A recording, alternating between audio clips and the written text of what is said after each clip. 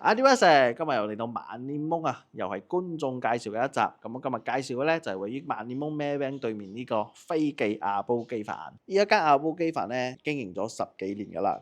聽講咧好多萬年檬嘅本地人咧想食阿煲雞飯咧都係嚟呢一間嘅。老細咧係用炭燒嘅方式咧嚟煲呢個阿煲雞飯噶啦，呢個一定要嘅。呢度嘅阿煲雞飯嚟到嘅時候咧有一個好特別嘅嘢，佢會送你一碗梨湯噶啦。呢度嘅梨湯咧就唔係淡淡好嗰種梨湯嘅咧，你係飲得出咧係放咗好多料落去煲嘅梨湯啦，飲起嚟嗰個味道咧係好鮮甜嘅。